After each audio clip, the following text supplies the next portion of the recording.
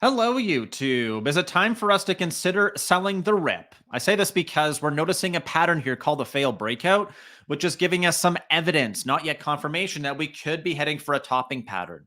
Looking here to the heat map, we can also note that stocks are more mixed today, even with more positive news. We'll come back and look at Mark Minervini's quote in a moment here. This guy is literally a market wizard. We're also going to talk about what the headline says here with wholesale prices, or PPI, falling to the worst level since April of 2020. Remember what happened in 2020? I do. It was not good. We also had a pretty important meeting today between Xi and Biden.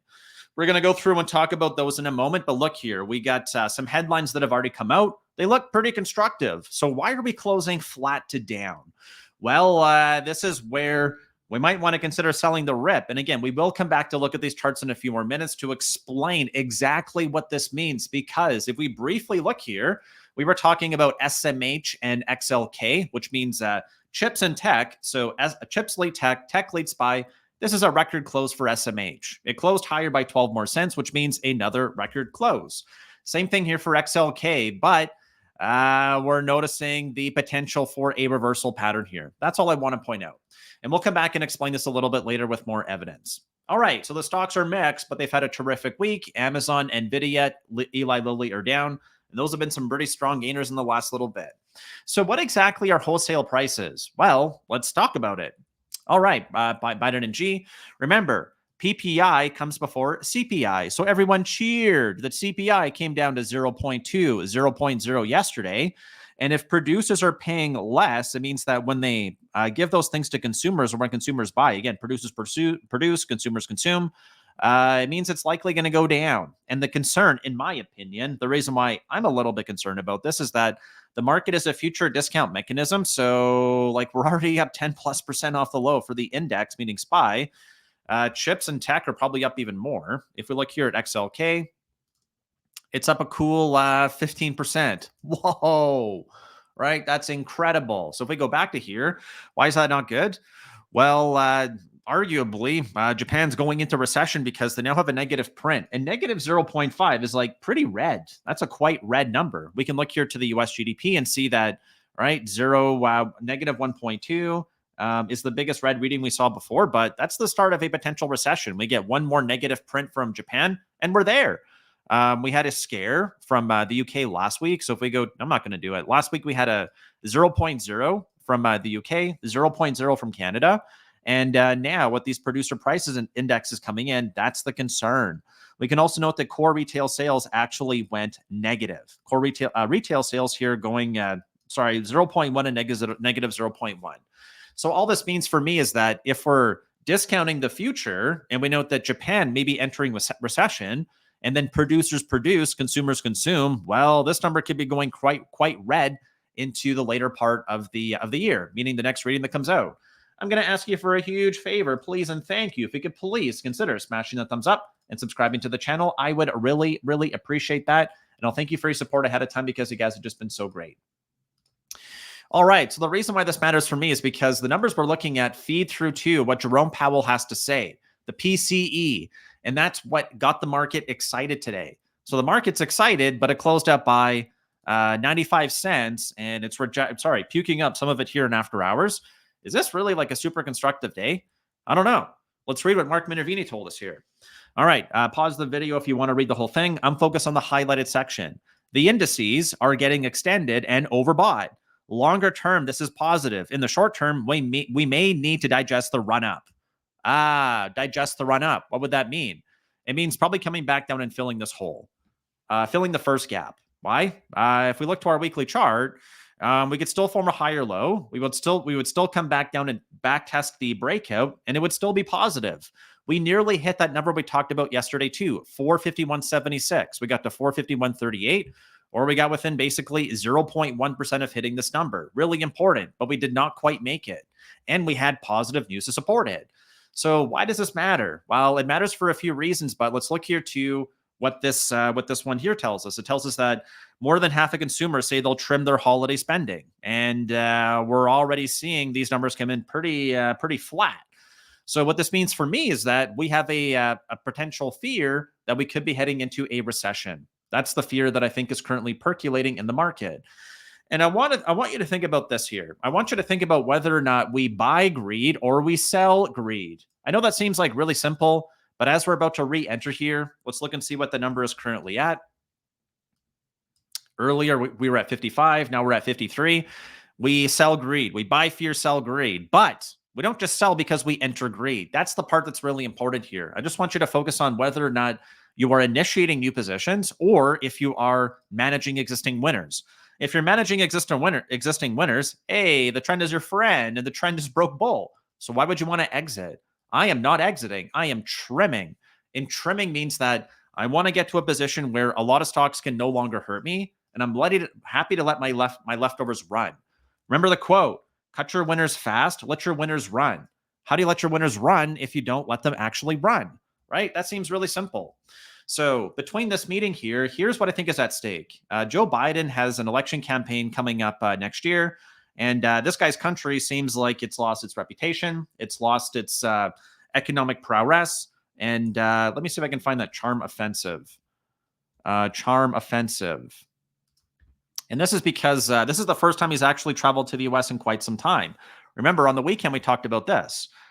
This goes back to April 5th, and it talks about how the same guy we're looking at here, right, G, launches a charm offensive to repair China's tattered image of what? A trustworthy, lovable, and respectable country abroad. Well, like I mentioned, those are not the words I think of when I think of China. And I think that's the reason why he's touching down and actually having this meeting. The opening remarks were quite positive. Let's read those now. Let's see what they said, because this is really important. But remember, the stock market is a future discount mechanism. Joe Biden will give an address, press conference a little bit later, but it's still pretty early in San Francisco. It's not even 2 o'clock yet. So let's read these here. And this is just based on a lot of different agencies. Just Google Biden G meeting, see what pops up. It's at the APEC meeting. So Biden G discussed restoring U.S.-China military communication. Planet Earth is big enough for two. Biden and G meet for the first time in a year. Blah, blah, blah. Biden and G meet amid a fractured world order. They got some pretty tough issues to talk about, but at least they're starting off on the right foot. And a lot of red seems good, but a lot of red can make a soft landing turn into a hard landing. Every single hard landing always starts with a soft landing. It seems like we're going to land the plane, right? The plane's coming down, the wheels get put down, and then you're like, oh my God, well, we're touching down, but it's not actually catching. Oh my God, the wheels fell off. Boop, we're crashing. So that's the concern, is that every hard landing starts with a soft landing. No one wants to come in for a crash. That's never the intention. But man, are these economic numbers coming down fast, right? These economic numbers are coming down really, really sharply. Everything's red. So this is good if we're going into a Goldilocks period. But if the Fed is going to keep very high or very restrictive for a long time, and people are going to be cutting back on their spending, notably people are getting delinquent on their credit cards if they have an auto loan or if they have a student loan that is now having to get repaid. So this really matters, and it matters because this is what I mentioned last night. I mentioned that if the bad news can't take us down, or recession in Japan, kind of confirmed with those PPI numbers coming out today in America, what could good news do? Well, the good news gave us a blow-off. That's what it looks like, a blow-off top. So the S&P won't quite confirm it yet, and I promise in a few minutes we'll get back to the confirmation of the move lower. It happened here. It happened here. And if you watched yesterday's video, you should already know what that is. So let's just push forward and finish off the story, and then we'll come back and look at some charts, because the rest of the week is not as heavy for data. What was really important already kind of happened. I think that press conference from Joe Biden will also be important. But as we look to the rest of the week, we have initial jobless claims tomorrow. Let's just pop over to that really fast. Initial jobless claims tomorrow. And then we also have CPI coming in out of Europe. This one's not going to be a preliminary number, so I don't really care about it as much. I think this initial jobless claims and PMI is going to be coming out tomorrow. Again, PPI, PMI, they're very close because they're for manufacturing, right? Producer price index, Philadelphia manufacturing index. So again, producers, manufacturing. Let's look here and ask ourselves whether or not the Goldilocks scenario that we talked about is starting to unfold. We're getting another revision here to the St. Louis Fed's GDP now, which is telling us that we're currently here at 2.19%, revised this morning. So this looks good. And we're also here at the level where if we look to this is the effective funds rate for the Fed, or basically the Fed funds rate, right? Fed's fund rate, it says right here.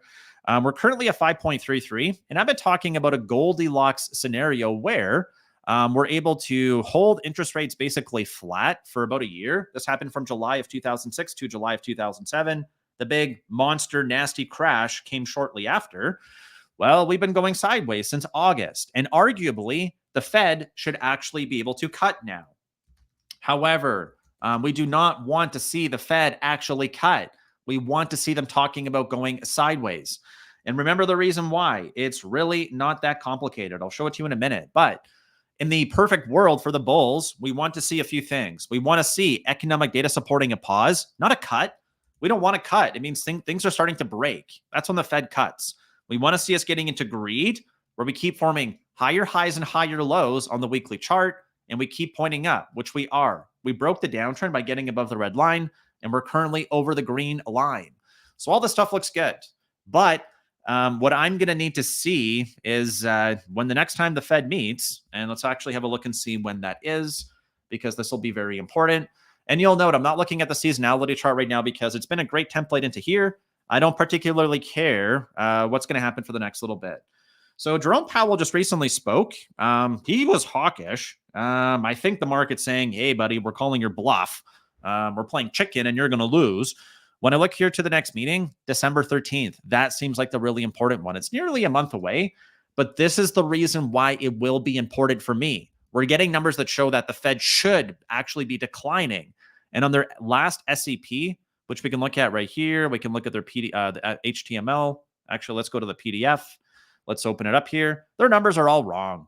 I've gone through this before, but man, they were wrong about GDP. They were wrong about unemployment. They were wrong about inflation. They were wrong about everything. So when they come back and meet next time, are they going to justify the current cycle? Meaning, are they going to say we're pausing? Or is he going to say, like he has before, we're still thinking about hiking, blah, blah, blah, ready to pivot if we need to? Or is he going to say we're going to start talking about cutting? The one thing I don't want Jerome Powell to talk about is cutting. Why? Woof. This is the part that gets me concerned as a current bull. And then we'll talk about why we want to potentially sell that rep. Thank you for being patient all the way until now. I've been talking about this over and over. The majority of declines in the bear market occur after the Fed's pivot. We don't want to see the Fed pivot. What do we want to see them do? Hold, right? Hold. For how long? Well, August of 2023, add 12 months, that's August of 2024, which is what? Going into Q3 of 2024. So if we're not going to get a recession as of right now, which means if we look here to our GDP now, Q4 is going to be all the way till December. It does not look like we're going to get a recession in the US, at least in Q4, which means 2023. What's the earliest that we can confirm we're in recession? Oh my goodness. At the end of Q2, if Q1 and Q2 both come in negative, that would be reported as of August of 2023. And we're pricing in 50 basis points of cuts into the second half of 2024. Oh, when the cuts start, the recession comes shortly after. Absolutely. So that's what I'm focused on. I'm focusing on whether or not we're seeing more upside momentum based on political uncertainty, right? The stock market hates uncertainty. So with Biden and Xi meeting, this should be our window to rally. We've already rallied quite a bit though. And then December is usually the second best month of the year. So if we now look here, let's be objective about this. Oh, we're like right up against resistance on the monthly chart. Yes, we are. Here we're looking at ES. Just look at the chart. Red means resistance, white means important, and green means support. Well, we're right up against resistance here. We tagged it 45.41. Here we got 45.42 and 45.49. So what was our head and shoulders for the all-time high decline into the bear market? Well, we just hit it and we backed off. Is this going to pass or is this going to fail? So we're already up by 7.4% on the month. November is traditionally the best month of the year, and then December is the second best. So what I'll be watching for is where we close the month out. If you look back to here, this is November of 2022. I tweeted about this, and I'll talk about it tomorrow if we continue higher. So we note that December was excellent. November was excellent. December was good, but it was more muted, which means we did close over the previous high. And then we continued, which would imply we should at least run a test of 4,600 on SPX or 460 on SPY. Okay, so now we're going to talk about the SPY levels because this is really what I pay attention to a bit more. Here we go. So November 2020, higher lows, and we close over the previous high. That's the box we're looking at right here.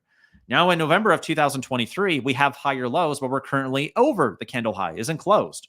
So confirmation for me, meaning bearish, would be after we see a Fed pivot, if it's going to happen right now. I don't think it's going to happen this month or this year. I think it might start next year. But pay attention, please, that if the Fed starts talking about the pivot, we don't want to hear about a pivot at all. In a month, we'll hear about it. But between now and then, if we can maintain over the previous candle high at 438, excellent. That's good for the bulls. I want to see us enter greed, and I want to see us hold it. On the flip side, if we're going to be going for a cut, now let's go through what that would look like here. So we're getting our topping signal, but we don't have confirmation yet. And you're like, but Justin, we closed green on both the S&P and the NASDAQ. And that is correct. That's 100% correct. But the pattern we looked at, just like we were at the bottom, might be a little bit hard to spot when we look just at SPY. So let's actually go over here to SH. SH is going to be inverse SPY. And what do you note here? Well, it's a failed breakdown. So it's a failed breakdown, which means that we broke to a lower area, but then we rallied back up into the close and we have a hollow candle, which means that we closed higher than we opened, which means the S&P closed lower than it opened. If you're getting confused, all I'm trying to show you is it might be harder for you to identify the topping pattern where we're going to go down. Again, we can go up, we can go sideways, or we can go down. But if we look at SH, it should get a little bit easier. We're like, whoa, well, if we start going back up on this chart, it's like pretty easy to identify our risk. We can see that risk, it's right here. It's not very big. I'll give you a box, so it's very easy to identify. Let's go here. Let's draw a rectangle. It's not that big. That's it. What's our reward? Whoa, it's like a lot bigger. Let's go here. It's this whole box up here. So this whole box up here is our reward, and that tiny little box is our risk. So if short sellers are going to try to make an attempt to drive the chart higher, all that I would need to see is the exact same evidence we saw before. So let's look here.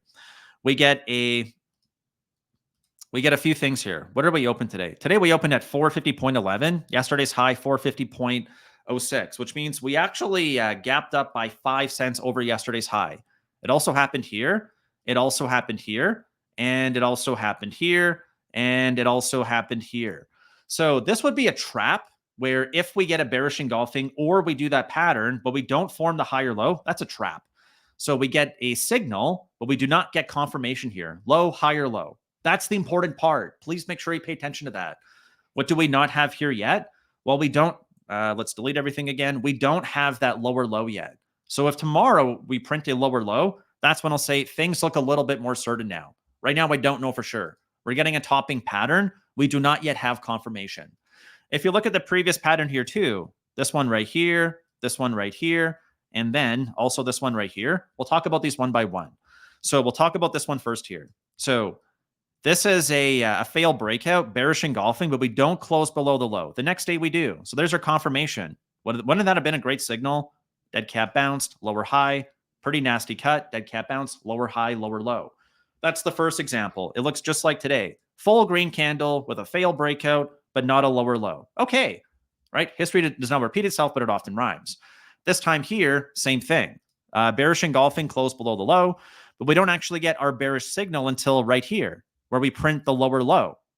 Then what? Oh, we go like straight down. That's right.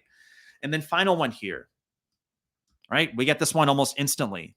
We get the bearish engulfing, and then we close below the low. Then we get another red day, dead cat bounce, and then we go lower. So that's it. That's the pattern we want to watch for here. Please make sure you pay attention to that.